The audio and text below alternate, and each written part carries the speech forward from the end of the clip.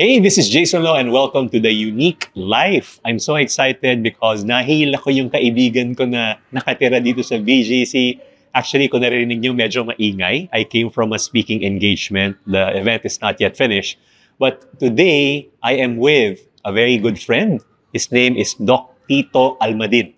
So he is a psychotherapist and psychologist and not just an advocate of mental health, but he is also a counselor and practitioner. And yan ang ginagawa niya, no? He meets with people who have mental health problems, whether they are teenagers or retirees. Wala kasing pinipili yung mga mental health issues and problems. Kaya yan ang i-discuss natin to give more awareness and knowledge. And I myself, I'm really excited to learn more on this topic. Tapos, si Doc Tito Almadin, he also wrote 2 books on mental health. So, let's welcome Doc Tito Almadin. Brother, thank you na nagpahila ka. Thank you, Jason, for inviting me once again. I know the last time we had this podcast was pandemic time, right? Oh, yeah. Which we really discussed about the reality of depression. Right. Tsaka ano kasi ito yung isang bagay na tabu na tipong iniisip ng tao, nakakaya i-share, na dapat mas magkaroon ng awareness. Kasi ang mental health, correct me if I'm wrong, no? It's also a disease na kailangang i-treat at hindi dapat ikahiya na meron akong ganito. Dapat pa natin siyang i-share kasi help is available. Yeah, it's true. Mental health is a form of a brain disease.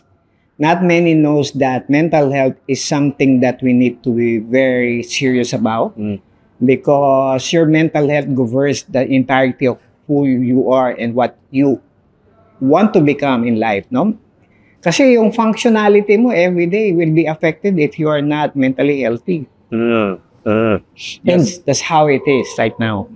Yung mga, of course, may mga NDA, we're not gonna talk about these people, no? Pero yung mga experiences nila, ano yung mga taong nakausap mo na their biggest challenges with their mental health problems and how did it affect them on a day-to-day basis? Yeah. In my experience, Jason, for many years, the number one top mental health challenge or issue for that matter, across the board, from bata hanggang matanda, is anxiety. Being uncertain of the future, being uncertain of their dreams, uncertain of their deep level of insecurity of what they want to do in life, and very low self-esteem. That's why when challenge comes and everything happens, they try to doubt themselves, they become anxious. No? Sabi nga, ants anxious negative thoughts that comes to mind every day. Anxious, negative thoughts. So, yung mga langgam, yes. Interesting, Ants, yes. Yeah. And yung, kasi, maraming mga tao, when I see comments, yung nag-share sila about their experience, ang mental health kasi hindi siya nakikita Unlike a physical disability, a mental disability, you can see someone na parang normal siya. And ako rin, personally, I need more information on that, no? Pero meron pala siyang disability na mako-consider sometimes sa PWD. Ano yung mga differences yan, yung bracket yan, mental health and mental disability? Yeah. Sa terminology kasi, yung salitang disability is commonly used for physical. Like hindi makalakad, or there's something wrong with the physical, no? So, usually the mental health community doesn't use mental disability. Though sometimes some doctors give, no? Yan na nga yung PWD card for mental disability. But then again, ang ginagamit lang ng mga terminology ay mental health issue, challenge, condition, or kung ang kausap mo naman ay isang professional medical doctor, which is a psychiatrist or neurologist, they called it mental health disorders, no? Marami yan. Kung gaano karami sakit ng katawan natin, ganoon din karami ang sakit ng kaisipan. Oh, wow. Yeah, and there was one book, if you would like to look into the different kinds of mental health disorders was the DSM. We called it Diagnostic Statistics of Mental Health Disorders. And there is a version 5 already. So, ibig sabihin, the mental health challenge is growing. Nagkakaanak din through the years and to the centuries elsewhere. When you say madami, dozens and dozens of... No, not dozens, thousands. Thousands? Yes. I have a book like that, no? That is DSM-5. So, marami yan. At each category, like mood disorder, for example, Mood disorder. Mood disorder. Alam mo ba ilan yung anak ng mood disorder? Okay. Kasama dyan ang anxiety attack, panic attack, bipolar disorder, major depression. Yung yung depression, may 3 level pa yan, Major, moderate, and mild. Okay. Bipolarism, PTSD, post-traumatic stress disorder, and a lot more.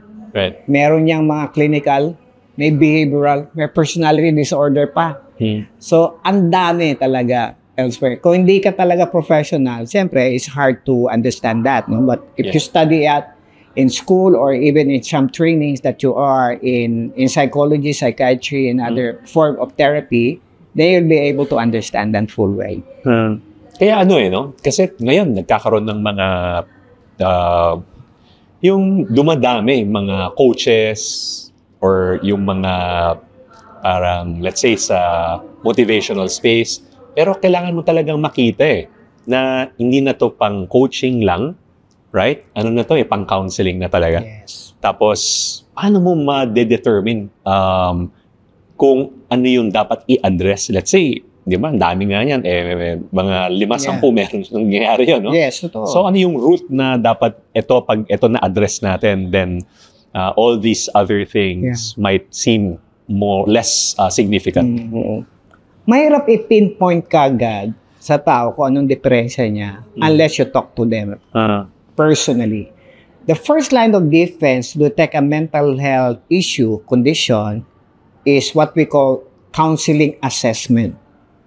Just like, ganito, nag-usap tayo, meron kang nilapit sa akin yung problema. So, I'll ask pertinent questions to you that pertains to how's your sleep, how's your diet, how's your lifestyle, how you go about your daily routine in life, etc. Or there's a lingering, paulit-ulit na guilt feelings, o anxiety, probably shame, or even fear for that matter na it could be imaginative or it might be real, but you cannot contain it in your mind. Yeah.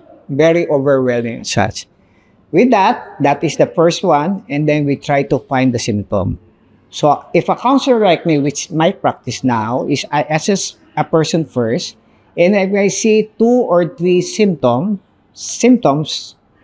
I will refer it to another professional, which is a psychiatrist, which is a doctor for mental health, who will diagnose, put a label to your symptoms, yung mga experience mo, and then make a diagnosis or medical certificate kung ano yung meron ka.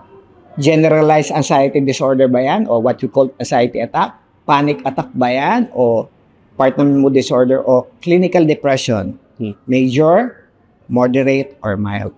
So, ganun yun. So, after that, the psychiatrist will write down a prescription, medication for a period of time for a person to take. But rather, more than that, the person should undergo also psychotherapy, which is commendable for continuous healing process. Parang ako kasi nagkaroon ako ng slip disc So, nagpa-check ako sa isang specialist. Yung isang specialist, nirefer ako sa isang specialist pa. And then another specialist para makita talaga yung root cause, no? Yeah. So, ganun din pala na you have to recommend. Ano yan?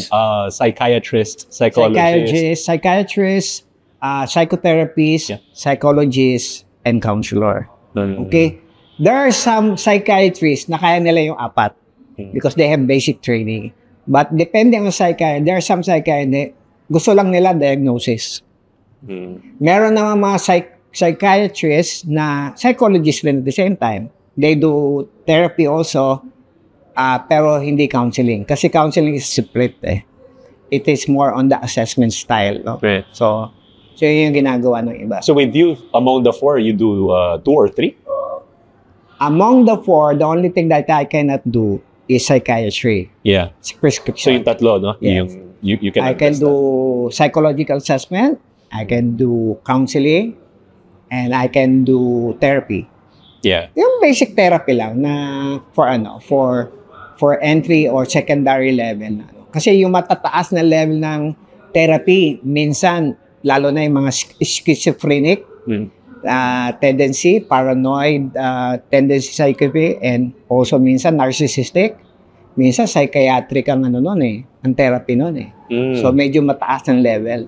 Pero there are some entry level, middle level therapy, and higher level of therapy.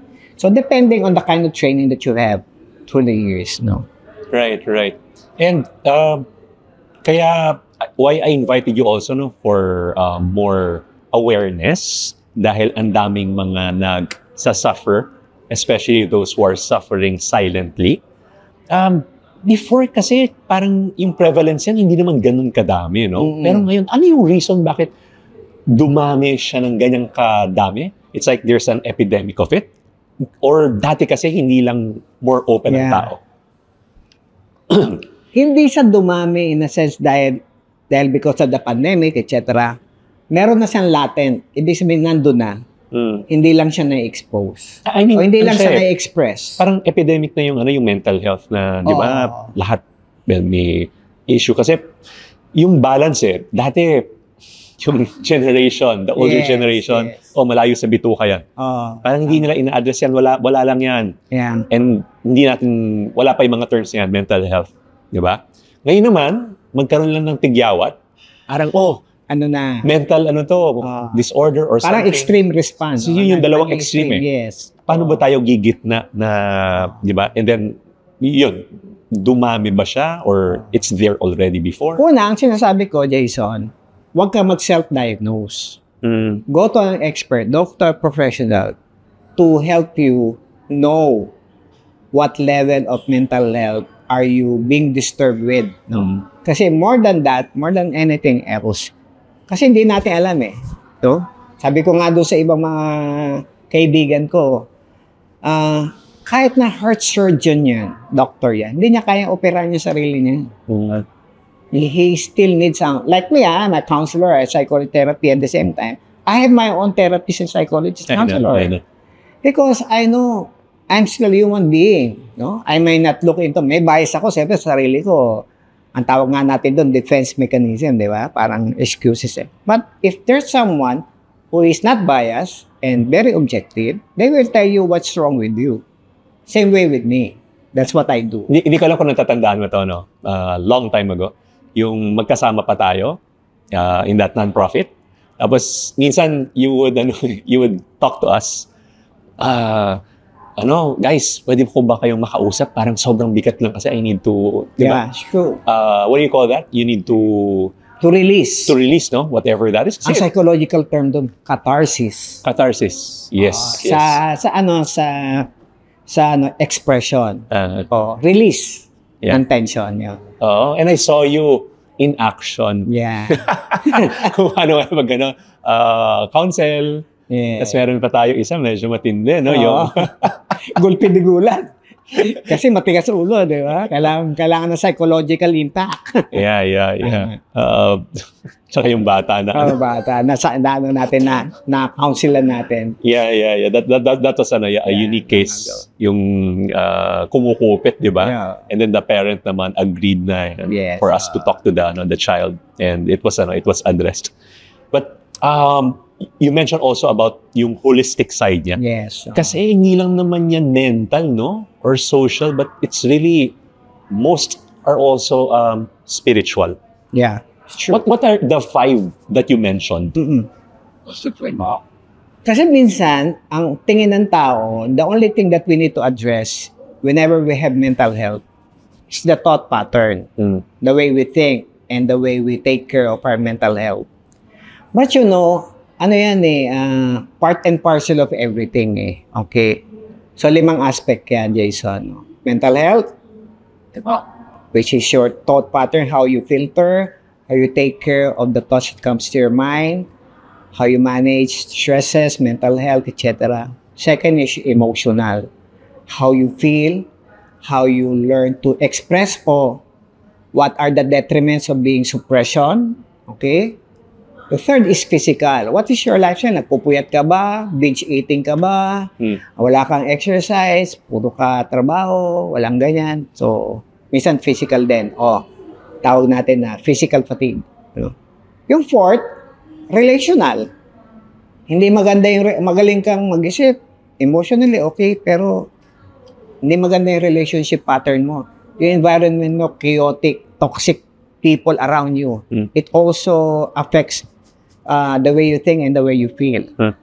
And of course, lastly, we're body, soul, and spirit, di ba? We also believe in the spiritual side of it. Because God is not just part of the equation. God is the holistic, integral point of our existence. That's why, meron din component ng spiritual. At ako, naniniwala ako na dapat balance. Mental, emotional, physical, spiritual, and relational for that aspect. Yeah. And yung spiritual, meron din siyang, I know we don't talk about this often, no? May mga parts na medyo demonic na talaga. Yes, true. Meron akong na-counselingan. I'm not a professional, but occasionally you would do it for people and then you refer them to a professional. So there's one time, nasa bahay, tapos, nagka-counsel kami, medyo mabigat yung case niya. Yung aircon namin namatay. So, never naman namamatay yung aircon namin dun sa living room. Inopen ko ulit. Maya-maya namatay ulit. And then, every time mag-share siya, mamamatay. Tapos may point na he was teary-eyed, umiyak na siya, namatay na naman. Yung nag-usap kami, namatay siya ng more than 10 times. Akala ko sira talaga. So, okay. After that, that encounter, may visitor kami a few days, pagdating, hindi nasira yung aircon, and never na siya ulit nasira. Doon lang nag-click sa akin, sabi ko, matindi pala yung karga nitong taong to. Yeah, true. To the point na nasisira yung aircon na. It's such a coincidence. Have you experienced mga cases na gano'n? Oh yeah, many times. Yeah? Even a speaking demon. Talagang possessed. Wow. Yeah. During my early years. But when I studied psychology and Christian counseling, for that matter, I try to balance both. Ako sinasabi ko sa iba, hindi lahat ng mga mental illness ng tao, demon possessed. Kasi somehow, some way, meron talaga mental tayo. Meron tayong brain Yeah. Diba? Pag puyat ka, hindi ka tamang mag-isip. Hindi porket hindi ka tamang mag-isip, may demonyo ka na, di ba? O ganito yung burst of anger mo talagang, na-suppress yung suppression ng emotion mo. Kaya yung burst of anger mo, hindi rin maganda. Kaya meron siyang dynamics na pwede mong pag-aralan mabuti. Very discernful ka dapat. So that you could get a chance to be aware of what's really the problem. And ang kagandahan sa mga profession namin, especially me, because I study both spiritual and mental health at the same time. I'm a psychologist and I also study spiritual things in order for me to understand both worlds. Yeah. Kasi we're still living in this world, di ba? We're fighting, we're not fighting with flesh and blood, but there's also some spirit along the side. So, kailangan natin makita yun at such. Yeah. Hindi porket yan, mental, may spiritual na. Pero hindi porket, yun nga, mental lang, may chance na may spiritual din na component. True. And you have to consider that. So, for example, may mga tao na, let's say, they don't have the means to get help, or maybe they're not yet that open. What would be an advice that you can give them in order to cope with mental health problems? Yeah. Ang magandang entry point, kasi nagkakaroon ako ng ganyan din Kunyari, walang counselor. Wala. Mamit, wala silang Yeah. Simple conversation. Para ka lang nagkikwentuhan. Parang gano'n, nagsasuggest ka, unti-unti. Siguro pag first gano'n, not too impose And maybe you can make some stories of people who have overcome and what are some things to do in order for them to cope with the basic stresses of life. Mga ganun lang. Simple lang. Until the time you convince the person to really undergo a formal counseling session. And let's say ikaw yung tao, no? Paano mo siya ma-overcome without any help from others? Kumbaga na doon ka pa sa point na ano pa siya, yung manageable or something. Yes. Kasi madaming ganun eh. Gusto ko lang magbigay ng practical tips. Yes. Maybe step 1, step 2, step 3. And then, ayan na, since napakinggan nyo itong episode na to, okay, I'll do that. But then, I really need help. Yeah. Then you go to that route naman. Yeah. Ang number 1 talaga niyan, Jason, lifestyle. I like that. Lifestyle. So, basic, no-brainer. Good sleep, enough sleep. Depende sa edad. No, ako, 61 years old na ako eh. Hindi mo halata, di ba? I can sleep 5 to 6 hours and I'm good. Mga kang bata eh. Kasi 10 years ago, you still ganun pa rin. The same. Hindi na and I think 10 years from now, ganyan pa rin issue. Yes, of course. So yun, sleep. Diet. Okay, not too much rice, no carbohydrate, too much sweets. Because it will ruin your diet and your weight. Problem ka dyan. And you become sluggish. Yeah. And you cannot think too much. Pangatlo, yung exercise, of course. No? Teka, na-miss ko. Ano yung number 1? Number 1 is sleep. Sleep. Good enough sleep. Okay. O 6 to 8 hours sleep. Right. Diet. So under your lifestyle. Be careful under lifestyle. Be careful what you eat. Some other people say, you are what you eat. You're what you eat. Tama ka. So, yun yung kailangan malaman natin. Kasi too much of everything is bad, di ba? Yung third, of course, is exercise, no? Mahirap naman yung parati ka nakaupo, hindi ka naglalakad, hindi ka flexible yung katawan mo. So, pag ganun, o kaya, overwork ka naman yung katawan mo, kaya hindi napapahinga. Kaya physical is very important. Pinaparinggan mo ba ako? Paminsan-minsan.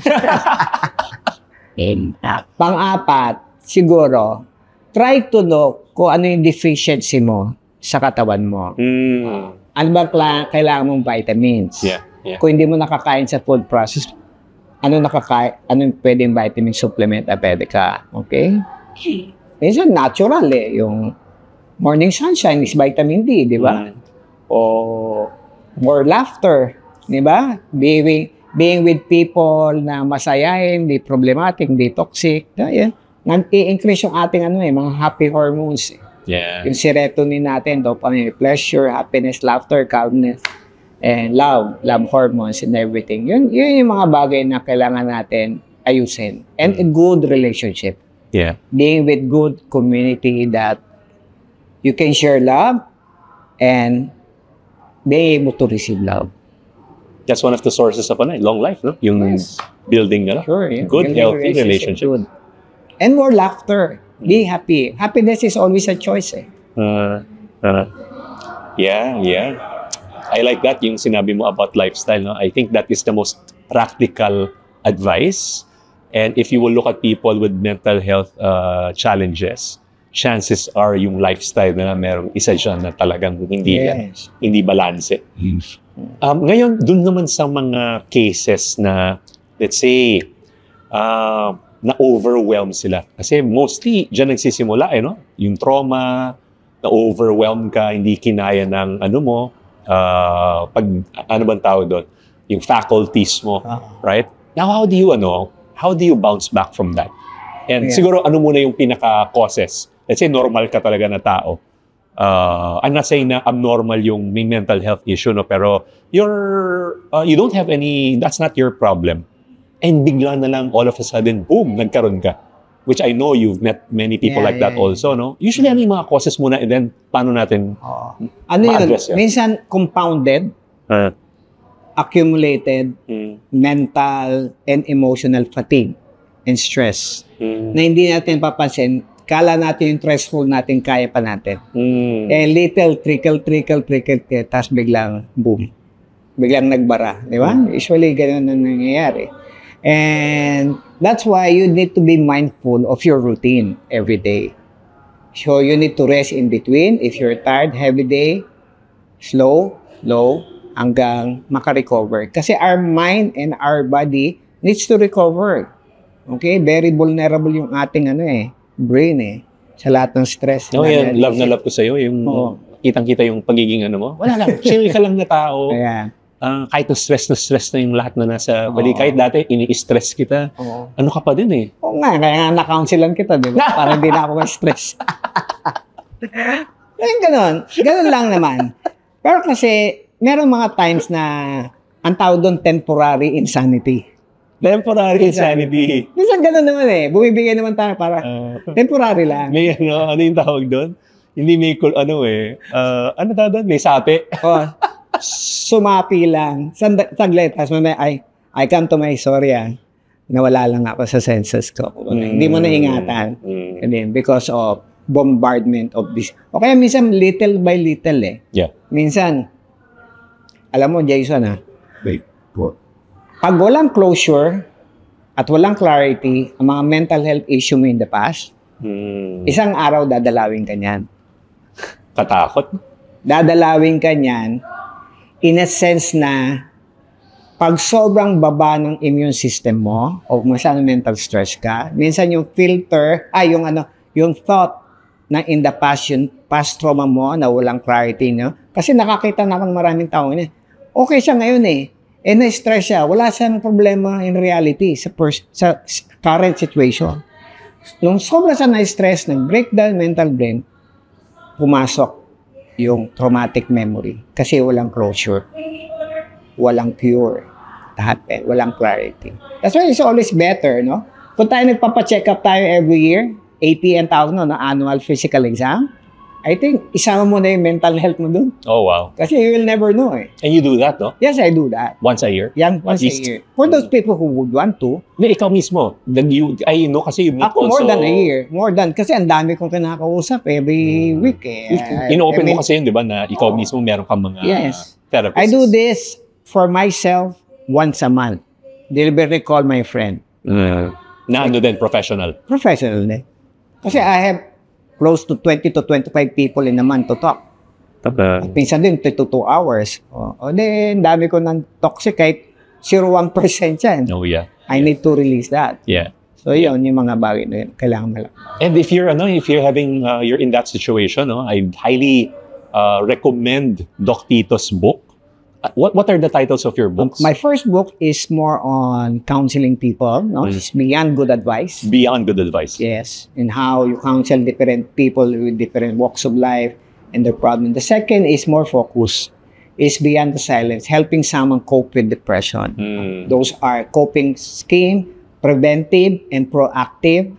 So, a person will be mentally healthy. Yeah. They can check it out in your website. Yeah, in my website. TitoAlmadin.org. TitoAlmadin.org. Okay.